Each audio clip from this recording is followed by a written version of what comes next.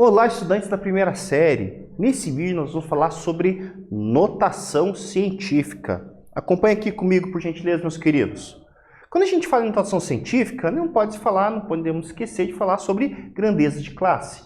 As classes elas são divididas basicamente em duas formas, a classe inferior e a classe superior.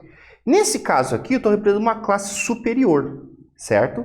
Em que você tem expoentes, certo? Na base 10, que são números positivos. Isso representa, na verdade, andar de vírgulas de um número, certo? Essa que é a grande sacada que a gente tem. Então, nós temos como classe de referência a unidade, que seria o 10 elevado a 0. Então, a partir disso, nós temos a dezena, que é o 10 elevado a 1, o centena, 10 elevado a 2, a unidade, milhar, 10 elevado a 3, e assim por diante.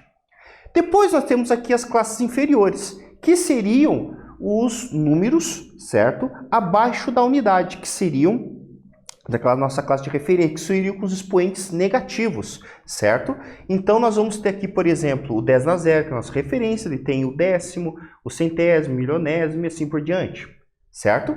Então, sempre lembrar disso. O que separa, né, a realidade, né, essas classes inferiores e superiores é o andar da vírgula, certo? Que nós já vamos ver aqui na parte de notação científica. Pois bem, né, vamos falar um pouquinho sobre a questão de notação científica. A notação científica ela é muito importante, principalmente para a gente poder entender a ordem da grandeza das coisas, saber o quão grande é ou pequeno é uma coisa comparada com outra, e principalmente na questão das metodologias científicas, em física, química e assim por diante, como em laboratório de metrologia, sistemas de qualidade de empresas e assim por diante, certo?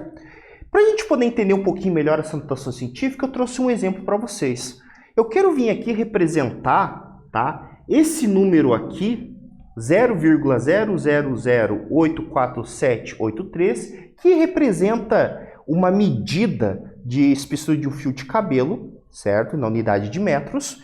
E eu quero ter três classes de precisão, certo? A precisão depende muito do instrumento, da forma como foi medida esse fio de cabelo. Então, o que interessa para nós aqui é o exemplo. Como é que eu iria deixar esse cara em notação científica? Muito simples, acompanhe aqui comigo aqui, ó. Passo 1. Identifica o agregado significativo com a classe de maior grandeza ou representação numérica, que nesse caso é o 8, é o número que está mais à esquerda, certo? Porque 0 à esquerda não tem.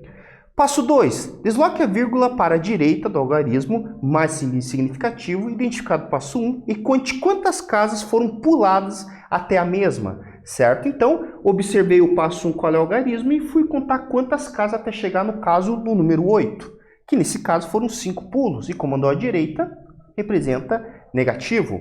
Passo 3. Acrescente ao expoente da potência 10, que multiplica o número na contagem dos pulos da vírgula do passo 2. Ou seja, o que acontece? Todo número ele é multiplicado por 10 elevado a 0, porque o número elevado a 0 é 1, certo? Então não vai ter problema eu multiplicar o 1 vezes alguma outra coisa, ele continua sendo alguma coisa, certo? E eu vou acrescentar esse número de pulos, dependente se é positivo ou negativo, certo? Para ali a expoente 10, ou seja, o número que eu tenho aqui vai ser 8,4783 vezes 10 elevado a menos 5. Esse menos 5 representa a ordem de grandeza deste número, certo? Desse cara, então, um número que está relacionado com ordem de 10 a menos 5, ok? Bem, e aí nós vamos fazer a questão do arredondamento, porque eu falei que eu queria 3 casos de precisão. Isso não é regra, é só uma questão de exemplo aqui. Como é que eu vou fazer isso, né? Eu vou analisar os números que serão descartados, que neste caso é o 8 e o 3, e eu vou fazer simplesmente uma regra.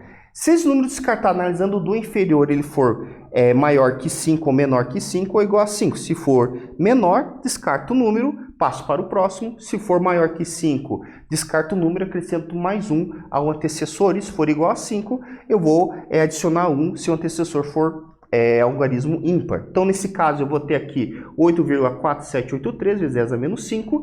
Eu descarto o 8, o 3, melhor dizendo, ele é menor que 5. Passo para o segundo número, eu vou analisar que é o 8, 8 é maior que 5, então o antecessor recebe mais 1, ou seja, 8,48 vezes 10 a menos 5. Nesse vídeo, nós falamos sobre notação científica. Espero que vocês tenham gostado.